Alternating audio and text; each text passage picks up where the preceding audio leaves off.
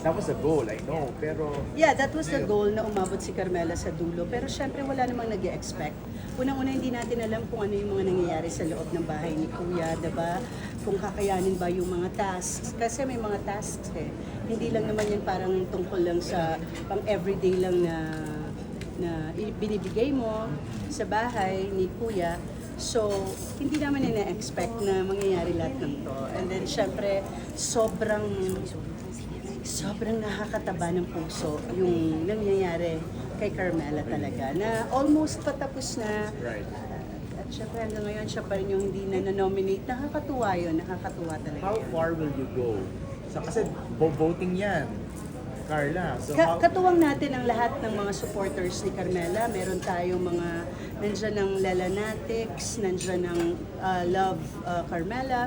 Marami tayong bagong mga fan base or fans club na nabuo for Carmela sa buong 4 lang na buwan. Ano? So, katuwang natin silang lahat. Magtutulungan tayo. Si DJ At syempre ba? sa lahat ng naniniwala kay Carmela, maging fans man yan o mga tagapanood lang ng PBB, ay sana, 'di ba, maging katuwang natin sa huling laban ngayong big night si for Daniel Carmela. nag-express na ng tulong, pati yung Well, automatic naman yan sa family dahil kapamilya natin eh, 'di ba? So, tutulong tayo ng kung hanggang saan ang makakaya namin na masuportahan yung pangarap ni Carmela.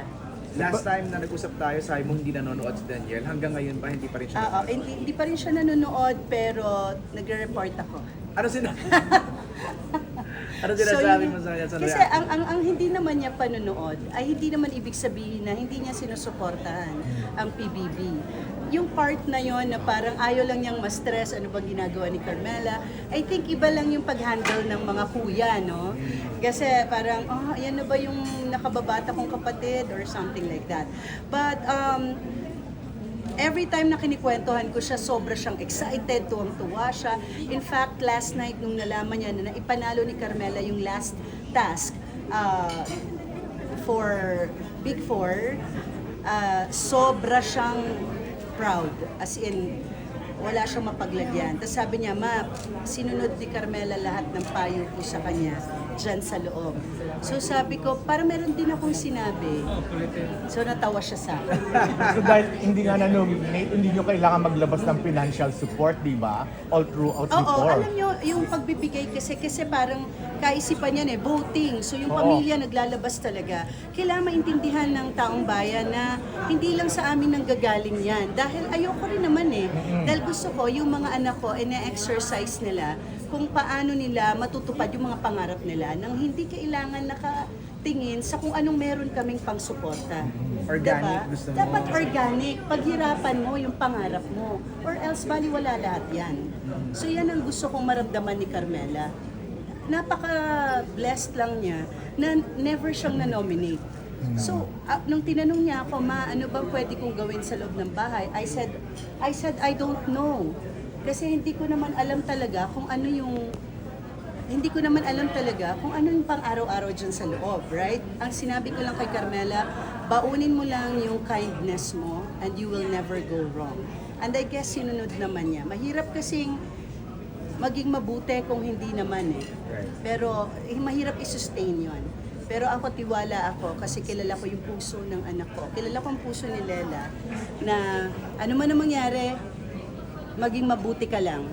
Makisama ka lang kasi ikaw naman yon. It's very natural in you, so you will never go wrong.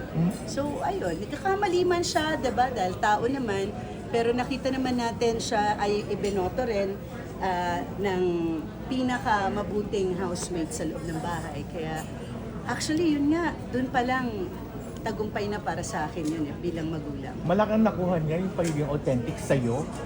By example, Siguro. Oo. Alam mo, kasi nandito ako bilang nanay, ano, pero mas gusto kong sabihin na lahat ng nakikita nyo sa mga anak ko, sarili nilang pagkatao yun. Paano mo hinulma? Ay! Oo, Mama. Nandito ka? Yes, of course. Mama! Couple. Pwede ba tayo? Yes. At Oo. Kamusta, Paano ko hinulma? Paano mo hinulma? Kasi 'di ba, parang ang hirap to find their own way, lalo na may pressure na may pangalan ng ina niya, di ba? At syempre mga kapatid. Well, at first talaga sinabi ko, anak, mahirap yan. Marami silang pwedeng sabihin.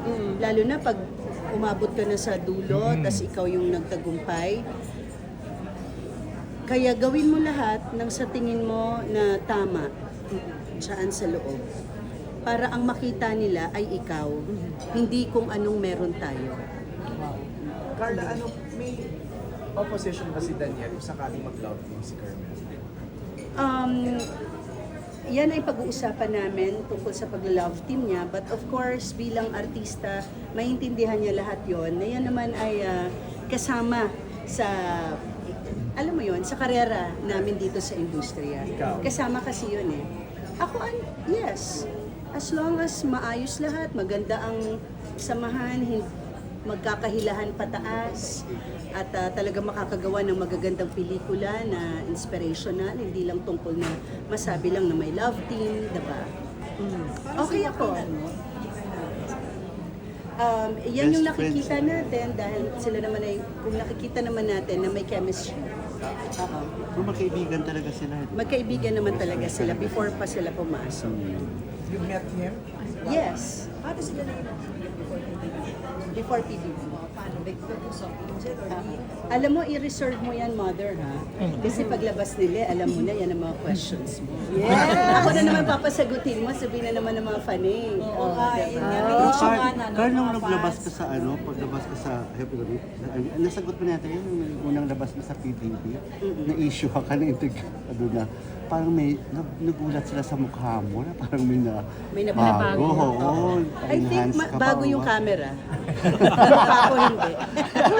Oo. Kasi sa loob ng PBB House, dapat alam natin na ang meron doon ay CCTVs. Wala naman talagang camera ng katulad natin. So siguro, alam nyo naman, yung iba nating mga best friends dyan, ay mas pinapansin yung mali. Sayang, marami sana kayong natutunan dun sa mga sinabi ko bilang magulang. Pero dahil pinunan nyo yung mali, 0. Okay?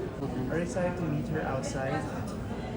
Nakakailang days na siya. Hindi ako excited. Ako ay nangungulila na sa aking anak kasi first time niyang nawalay ng ganito katagal. At tuwing napapanood ko siya, talagang sobrang proud ako. At wala akong ibang gustong sabihin sa kanya na ang galing mo, anak. Okay na ako doon sa pinakita niya. Miss Carla, oo, kanina. Bago. Wala. Ano ba babaguhin? Parang ko? waistline. Iba Yes! Parang iba ka ng makeup Oo. artist. Oo. o paano? Sobrang, yung Kasi pagbabago nag-workout kayo ng rin, katawan, di ba? oo, nag-workout kami ng mga kaibigan ko,